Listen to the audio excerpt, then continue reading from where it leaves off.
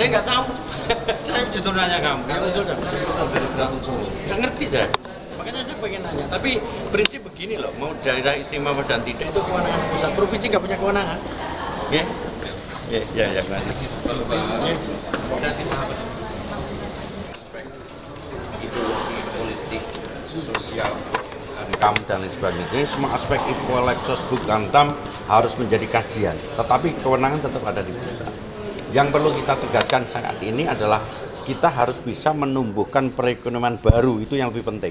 Jadi misalkan aglomerasi Solo Raya, aglomerasi Semarang Raya, aglomerasi Kedu Raya, aglomerasi Banyumas, aglomerasi Pekalongan Raya. Ini untuk menumbuhkan bahwa kebersamaan antara aglomerasi itu untuk menciptakan ekonomi baru. Itu yang kita tekankan. Kalau masalah istimewa saya kurang begitu paham ya, kurang begitu tahu. Tapi prinsip kewenangan sekali lagi ada di pusat. Ya, cukup ya? Ya, Menteri Suwon. Terkait dengan transfer daerah. Jadi transfer dari pusat yang di daerah itu pembagiannya bagaimana, itu satu. Yang kedua kan kita harus mengukur ya kekuatan yang kita punyai, artinya PAD kita itu mampu enggak dengan adanya transfer daerah mengimbangi. Dan Jawa Tengah hampir 67% kita mampu dari jumlah PAD yang kita lakukan. Artinya PAD kita mampu dengan adanya transfer daerah misalnya di Jawa Tengah bila kita lakukan untuk kuartal tahun 2025-2026. Intinya itu. Termasuk tidak hanya dari itu, termasuk BUMD kita kan sehat ya, hanya satu yang tidak. Dari 11 BUMD kita satu yang kurang sehat dan itu pun kita lakukan revisi bisa. Pak, ini kan ada juga wacana bahwa bandara yang di Jawa Tengah itu akan dijadikan bandara internasional. Ini barangkali manfaatnya bagi daerah akan seperti apa Pak? Mungkin barangkali terkait dengan ekonomi juga bagi masyarakat sekitar. Satu, Bandara Atmayani memang terhitung mulai tanggal 25 April dengan keputusan Menteri Perhubungan nomor 26 internasional. Yang pertama ya, yang tentunya investasi akan berjalan lancar karena negara-negara lain akan melihat kita apakah dari segi distribusi barang dengan orang bisa langsung. Contohnya beberapa penerbangan sudah kita dari mulai Cina, Malaysia, termasuk Singapura, itu satu. Kemudian yang kedua, barang-barang dari tempat kita, masyarakat kita khususnya wilayah Jawa Tengah sangat menginginkan sekali adanya direct penerbangan di tempat kita. Jadi secara tidak langsung, ini merupakan trademark Jawa Tengah sudah internasional.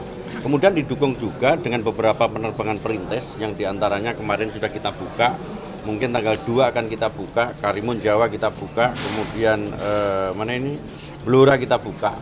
Secara tidak langsung tidak hanya investasi, tapi tourism di wilayah kita akan bisa kita jual secara nasional dan internasional. Sedikit soal sekolah kepala daerah korupsi pertama di Indonesia. Jadi gini, dana transfer ke daerah itu diantaranya adalah ke desa. Jadi kita tidak pengen dalam rangka membangun desa, para kepala desa itu tidak tahu namanya dana swakelola bentuknya kayak apa.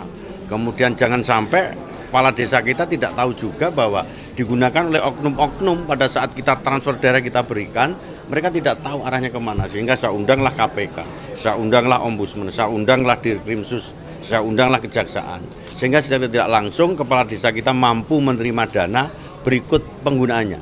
Jadi upaya yang kita lakukan dari 8.720 desa itu adalah bagaimana kepala desa mempunyai pengetahuan terkait pencegahan tindak pidana korupsi. Minimal dia akan malu kalau itu salah, kalau dia sudah mengerti. Itu targetnya. Pak, teknisnya gimana Pak? Teknisnya apa? Teknis sekolah anti korupsi tadi. Sudah berjalan kemarin. Boleh kita bagi nggak? Biar jangan cukup, jangan saya yang lain, ini ada lain. Bentar, saya kasih pengantar dulu. Ini ada gubernur. Ini kan kesimpulannya. Nah, yang paling utama khususnya kami di daerah-daerah yang penghasil ya, daerah saya, Bu Sherly, ya, itu adalah berkaitan dengan dana bagi hasil. Dana bagi hasil, porsinya kan sudah ada 2 untuk daerah provinsi itu adalah royalti dengan iuran tetap. Nah, tetapi kita ingin ke depan ini perhitungannya harus lebih cermat karena tidak berbanding lurus antara daerah yang punya penghasil itu dengan royalti yang didapatkan. Sehingga kita ingin ke depan itu adalah transparansi bagaimana cara hitungnya dan bagaimana cara mentransfernya dan selanjutnya asas pemanfaatan. Ke depan asas pemanfaatan CSR yang selama ini CSR itu ya ada regulasinya, tetapi pada umumnya ya kami yang ada di daerah ya tidak mempunyai kemampuan untuk menekan ya pengusaha-pengusaha yang mempunyai kewajiban itu, karena itu kan kewajibannya pengusaha. Tapi kita tidak punya kemampuan untuk menekan mereka. Nah, kami minta penguatan. Ke depan akan ada penguatan agar dana CSR itu bisa disalurkan dan kewajibannya. Nah, kewajibannya itu selain kewajiban untuk CSR, mereka punya kewajiban untuk menggunakan bahan bakar yang industri. Kalau itu dia gunakan bahan bakar industri, maka pemerintah daerah mendapatkan 1.100. Yang kedua, yang kedua adalah menyangkut masalah distribusi menggunakan kendaraan. Jadi kendaraan yang ada di sana itu ya pada umumnya ya tidak menggunakan plat. Nah, kita tidak punya kekuatan untuk ke depan akan ada kekuatan.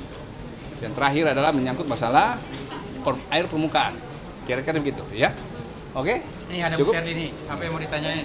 Kami Maluku Utara, perwakilan dari daerah kepulauan, 70% dari luas wilayah kami adalah laut, dan dasar perhitungan DAU variabel laut belum dimasukkan, yang dimasukkan hanya daratan, jumlah penduduk, dan dikarenakan Maluku Utara penduduknya sedikit, daratannya sedikit, 70% adalah laut, kami meminta variabel luas lautan dijadikan dasar perhitungan DAU, karena saat ini DAU yang kami terima 99% sudah dipakai habis untuk belanja pegawai.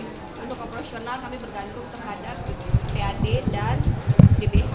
Jadi tadi dari hasil rapat juga sudah dirumuskan di poin ke-10 untuk dibicarakan tentang undang-undang kepulauan ya Pak ya. Semoga ada hasil yang baik sehingga ada pemerataan fiskal bagi kami dengan luas wilayah kelautan yang lebih besar. Tadi kalau misalkan dari DPR sepakat ya Bu terkait dengan usulan tersebut? Semua usulan diterima dan akan dibicarakan di level selanjutnya ya Pak. Berarti kita masih nunggu ya Bu ya? Ya. Berarti ini kan Komisi 2 mendorong kalau misalnya BUMD sakit atau nggak sehat itu gimana? Kenapa? Itu sebenarnya usulan siapa? Saya nggak tahu.